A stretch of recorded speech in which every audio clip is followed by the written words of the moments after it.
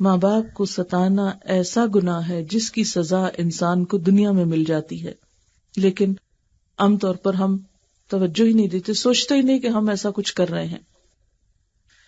پھر اسی طرح یہ ہے کہ محبت سے پیش آنا، یعنی صرف عاجزی اور انکساری کافی نہیں، بلکہ محبت کا اظہار ضروری ہے۔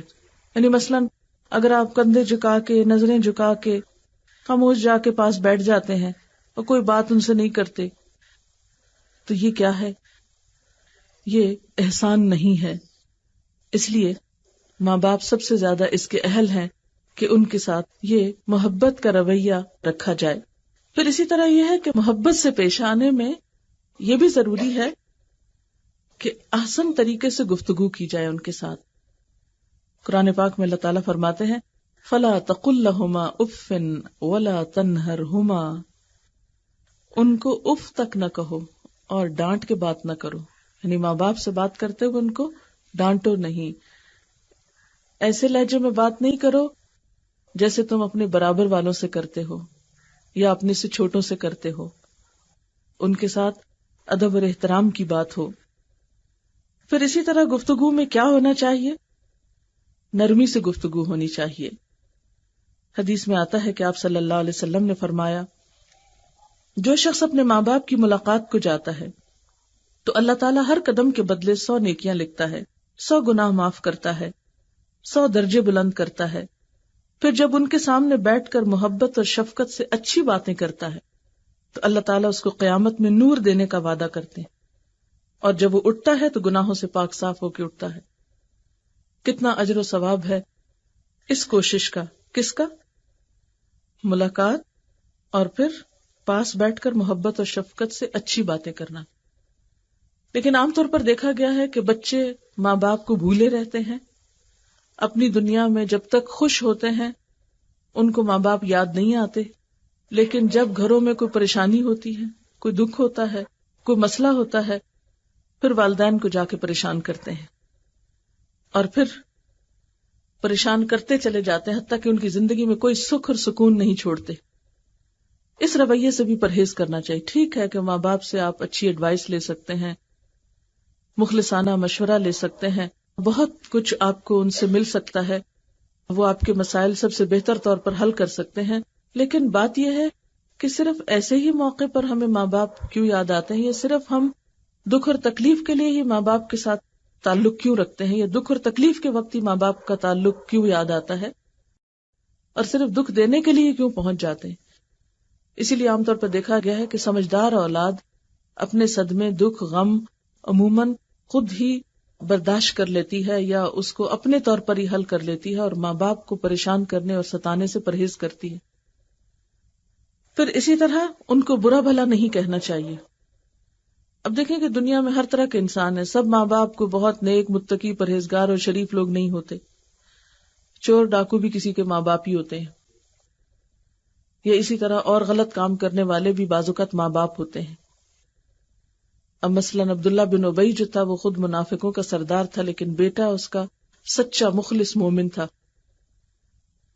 اب اس کے لیے ایک بہت بڑی مشکل تھی کہ باپ جو ہے وہ ایک اچھا انسان نہیں، تو ایسے موقع پر انسان شش و پن میں پڑ جاتا ہے۔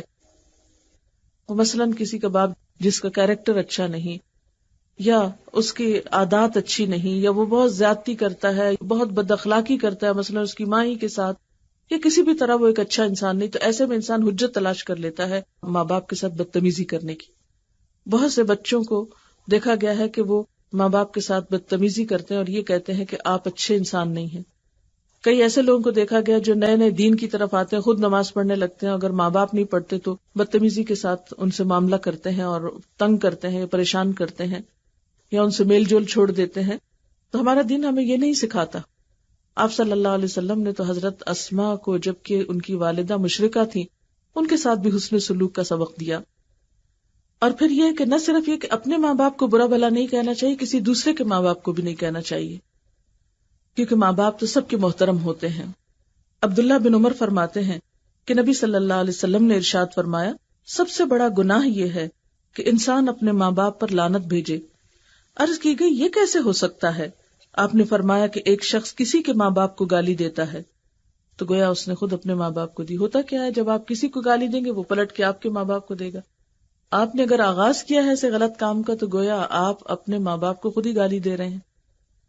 اور ویسے بھی آپ دیکھیں کہ اولاد ماں باپ کی یا تو عزت کا سبب ہوتی ہے یا ان کی رسوائی کا سبب ہوتی ہے.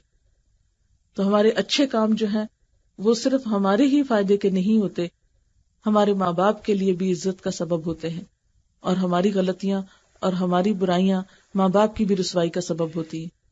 اس لیے جو شخص حقیقت میں یہ چاہتا ہو کہ اس کے ماں باپ کی عزت ہو تو اس کو غلط کاموں سے پرہیز کرنا چاہیے، رسوا کن باتوں سے بچنا چاہیے. پھر اسی طرح یہ کہ ادب، عزت، احترام کے ساتھ ساتھ ان کی بات بھی ماننی چاہیے. صرف یہ نہیں کہ آپ ان کو بڑے اچھے اچھے القابات سے یاد کریں اور ان کے سامنے ایسے دعوے کریں کہ آپ ہمیں بہت عزیز ہیں اور بہت ہم آپ کا ادب اور احترام کرتے ہیں، لیکن اگر وہ کوئی کام کرنے کو کہیں تو وہ کر کے نہ دیں اور ٹال مٹول کریں یا جھوٹے وعدے کریں. تو اس لیے کیا ضروری ہے؟ اطاعت اور فرما برداری. ابن عباس کا بیان ہے کہ نبی صلی اللہ علیہ وسلم نے فرمایا، جس آدمی نے اس حال میں صبح کی کہ وہ ان ہدایات اور احکام میں اللہ کا اطاعت گزار ہو جو اس نے ماں باپ کے حق میں نازل فرمائے ہیں، تو اس نے اس حال میں صبح کی کہ اس کے لیے جنت کے 2 دروازے کھلے ہوئے ہیں، اور اگر ماں باپ میں سے کوئی ایک ہو تو جنت کا 1 دروازہ کھلا ہے.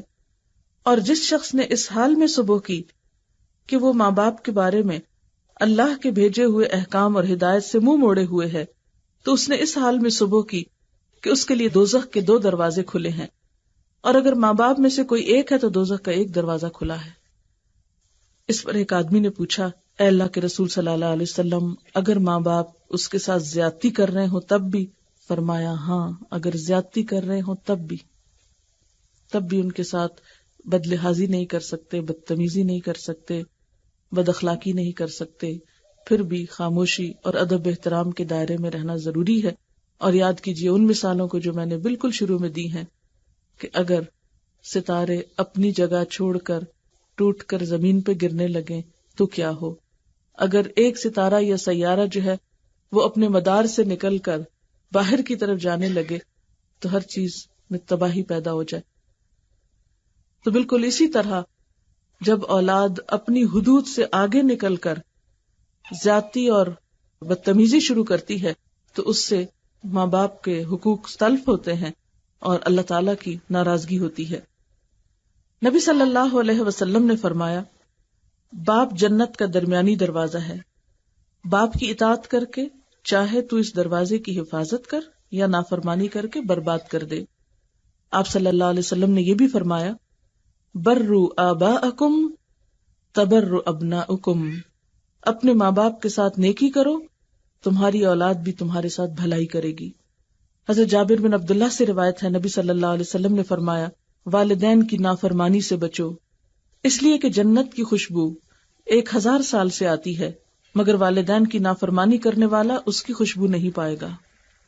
حضرت ابی بکرہ فرماتے ہیں کہ نبی صلی اللہ علیہ وسلم نے ارشاد فرمایا، کیا میں تمہیں بڑے بڑے گناہ بتاؤں؟